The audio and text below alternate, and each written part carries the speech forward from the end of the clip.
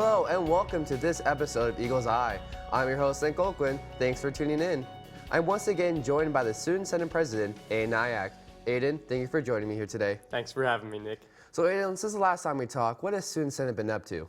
Yeah, we've been working on a lot of new initiatives and a lot of things we're really excited about, as this is my last semester before I head out of here and I graduate, and we have a huge team of people working on all sorts of new programs that we could try to implement before we head out. One thing I wanted to highlight was what we're doing with the senior class gift. I've recently had the opportunity to go in and to talk with the fundraising department and the gift-giving people for what that could look like. Because in the past, sometimes we're not always happy with the way it's turned out. It might get to the last few weeks of school and we end up settling for something that nobody really wants. So we come in the next year and we have, okay, a new printer or a new couch or something like that. Nobody wants that.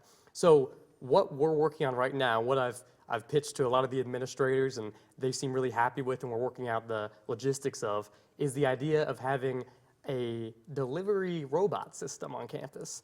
And what that would look like, you might be familiar with BGSU or OSU and the way they do things like that, but they'd basically be robots that work in tangent with Grubhub to give food deliveries from Nest to campus dorms, from the bookstore to campus dorms, maybe even branching out outside of campus eventually.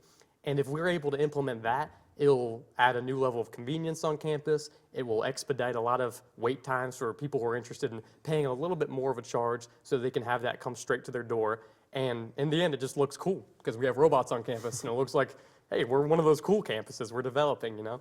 And so we've been working really hard on that and we're excited about it. And there's a lot of potential to grow that.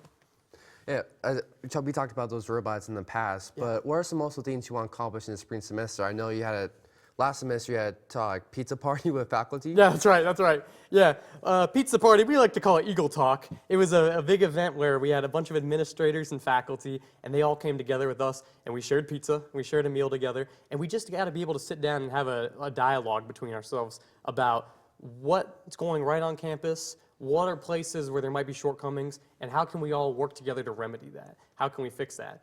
And in doing that, we had a really fruitful discussion. It went fantastic. We were able to address certain things that we didn't know were issues at the time. We're able to address things that the campus has been doing right, and President Petey has been fantastic about coming in and about addressing all sorts of areas of interest that we didn't even know were available. And in doing that, it made us decide we should do this again for the spring semester. Like, this could be something we could all benefit from again. So we're going to be looking into doing that again here in April. It's open to the entire campus. It's open to the whole student body. If you're someone who wants to learn about, what's happening on campus and the ways you can get involved and just be able to speak up and have your voice heard, I'd highly recommend coming to this event. I don't have a strict date for it right now, but I can tell you it's going to be sometime in April. That's awesome to hear. Can you tell me more about the work you've been doing with the correctional education? Yeah, I'm really excited about that. And we've been working hard with the correctional education program. I don't know if you know this or not, but AU is one of the biggest partners for an undergrad university with incarcerated students across the country. And we have a lot of different institutions and a lot of different people who are studying and trying to get a degree in some way or another in the incarcerated setting. So we're working with Student Senate right now, and we're working with the incarcerated program and the correctional education people to try to find routes of representation for people who, one way or another, regardless of their background, regardless of what they're in for, they're still studying and they're still getting a degree and they're going to be coming into the workplace and being able to adopt that. And so in doing that, we want to be able to provide representation for them and figure out, hey, what do you guys need right now? Since they're kind of a third-party campus. They're doing their own thing. They're not on our campus. They're not interacting with us every day. So in being able to get them representation on Senate through a virtual representative, that's what we're working on right now, and it's going really well. That's good to hear. Yeah. Do you have any roles in Student Senate that need to be filled this semester? Yeah, we do actually. We have a couple. I'm happy to say that we filled most of them. We had a large recruitment process last semester, and it went really fantastically. We have a few other roles we're still trying to fill, mostly dorm representatives, people to represent Myers, or someone to represent Kiel Hefner or the fraternity circle. And another big one that we want to fill is the military-connected position. Historically, that's been hard to find, but we're interested in finding people who maybe come from a military background or a military family who might live in the USA housing so that they can have that representation for a demographic on campus that sometimes gets overlooked, sometimes doesn't get the representation they need, and we just want to be able to recruit someone for that so that they can get that. That's awesome. Yeah. Earlier in this interview, you talked about you're going to graduate in the spring. Yeah. Can you tell us about that transition process from going from one president to another? Yeah, for sure. What happens is there's going to be an election. That's how I got this position last spring. That's how every president before me has gotten this position. So what's going to happen is sometime, I think it's the first week of April, there's going to be a new election, and there's going to be a vote on a new exec board. So that's where everyone will get the Google Doc in their emails, and they get to go through and fill it out. Who's going to be the next executive president? Who's going to be the next VP? And you just vote down the column of who you think would best serve that.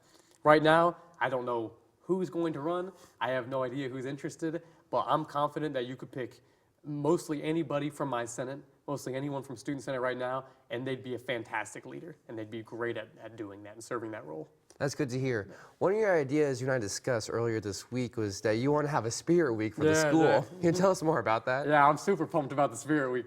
And I've been sending out emails to different departments and clubs and organizations on campus to gather ideas. Because right now we're in the planning process of, hey, it'd be really cool if we had an entire week sometime in the spring. We always have Spring Fest at the end of the year, and it's a big party of the year on campus, and all the food trucks come in and all the activities go on.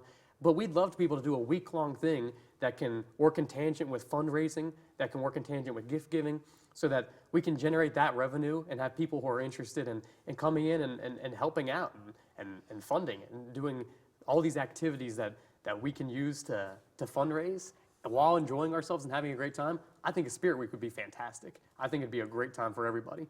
So right now, I won't get into the logistics and the particulars of what a Spirit Week might look like, but I will say that if there's anyone who's watching who's interested in helping out and would like to help in that planning process and coming up with creative ideas, that's what we want to do. And so I'd love to hear your feedback and love to hear your ideas. That's good. I agree with you. I think Spirit Week could be good for the school. Right? Aidan, before you go, though, I want to know, what is your favorite memory from Student Senate this year, or at all in general? Yeah, that's a good question. This interview is pretty high up there. But I'd say as far as strictly Student Senate goes, I loved our Eagle Talk event. Every year we get to do it, and every year we get to have faculty and administrators and all these different people from around campus coming in. And it's not just all business. It's not just all talking and people in suits trying to do administrative stuff. It's a good time where we're playing games, and we're sitting down and we're sharing a meal, and you get to laugh at people who, teach your classes, who run your campus, who you never thought you could just enjoy their company casually like that, but who genuinely are just wonderful people who want the best for our campus. I will always put that as a highlight of my time on Senate. That's good to hear. Aidan, thank you for spending your time with us today. Thank you so much, Nick. That is it for this episode of Eagle's Eye. Make sure to follow us across all social media at AUTV Ashland. Until next time, I am Nick Olquin. Thank you for watching.